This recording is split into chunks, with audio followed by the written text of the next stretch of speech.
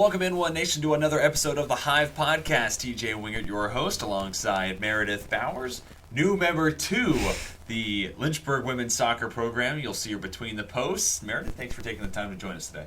Of course. Thanks for having me. So, I wanted to have you on because, one, begin some early playing time, and I wanted to pick your brain of, that transition from playing high school soccer to then playing at the Division III level. So let me hear it. What is that process? How much faster does the game move? All those sorts of things. It's definitely been a really big and hard adjustment for me. I have to watch a lot of the older keepers and learn a lot of stuff from them, and they're very helpful and giving me tips, and same with the coaches. It's definitely just for me, it's definitely a confidence thing, because I'm a freshman out there, sometimes I don't feel very confident, so definitely just getting more experience with how fast it is, and the girls are a lot bigger. They've been in the weight room for 4 years, so definitely just getting more experience on the field is something that I'm trying to work on. And part of the reason I reached out and wanted to have you on, there was a game earlier this year where you didn't face a single shot, so I had to know, what is it like as a keeper? You don't see a single shot come your way, but you also play a position where one play can make the difference. Yeah. You have to be awake.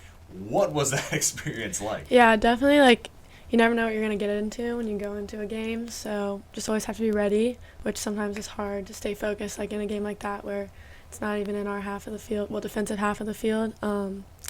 But I just try to stay engaged with, keep communicating to my defense and things like that. But that game was good by our field players. They kept it out of our half, so if I'm bored, that's good. Yeah, that 6-0 win against Millsaps was definitely a big W early on in the schedule. And talking about how you stay awake and you're communicating throughout that game, what can you kind of just briefly explain, or as easy as you can, what you are communicating throughout the duration of a contest with alignments, players moving up, down? What is that part of the keeping job? I don't think anybody talks about. What goes into that? Yeah, so definitely defensive shape, because I have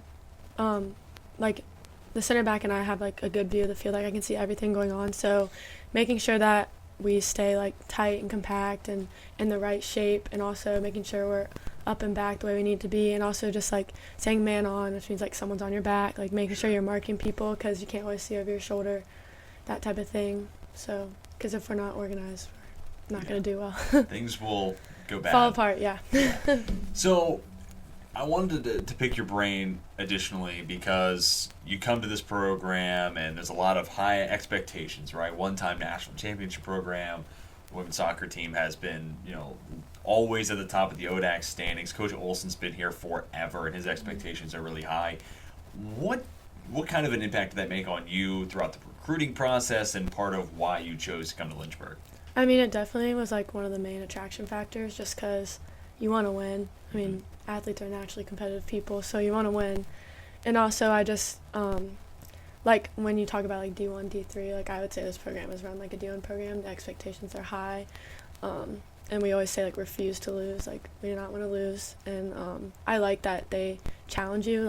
There are things that I've already done here in preseason and practice and stuff that I, probably would have not tried or, given up on before coming here, just because the standards are so high. And it's the same thing with the team atmosphere. Everyone's super encouraging, and everyone wants everyone to succeed. And so that's part of the reason why our standards are so high, is because we all push each other. Same with the coaches, they push us really hard too, which is nice. So when I got to talk to Coach Olson before the year, he noted a lot of young players, especially on the defensive side, yourself included.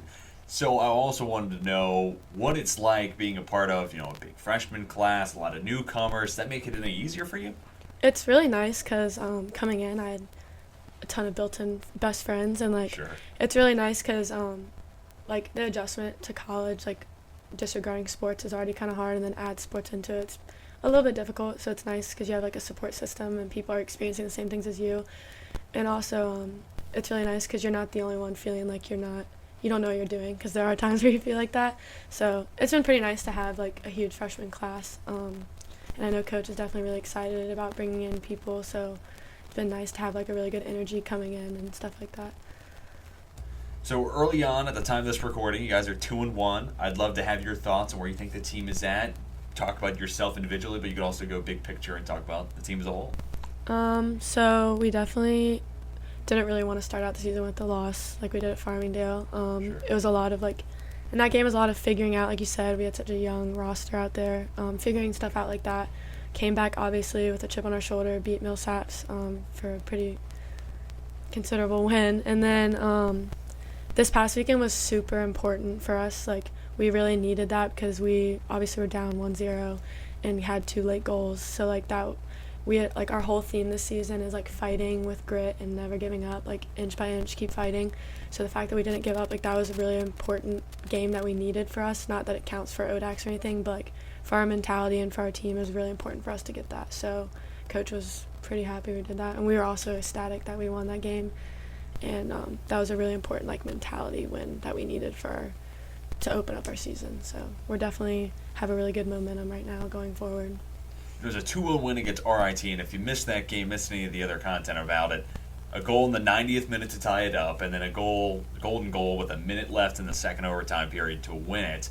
Then you guys have a 12-hour bus ride thereafter, so definitely a good time to be able to get that win. But even that bus ride alone, I think, is really fun and exciting that y'all are traveling. I've been talking to so many different players and coaches around the department, and they're just fired up to being able to be staying in a hotel and traveling and building up team chemistry. Obviously, you're a freshman, you're a newcomer, but how big of a bolster to your confidence and team camaraderie overall has that been? To travel? Yeah. It's been really great just because, we all definitely still feel the loss of what COVID did to our seasons. Obviously, I was in high school when that happened, so I can't imagine how it feels to lose part of your college career.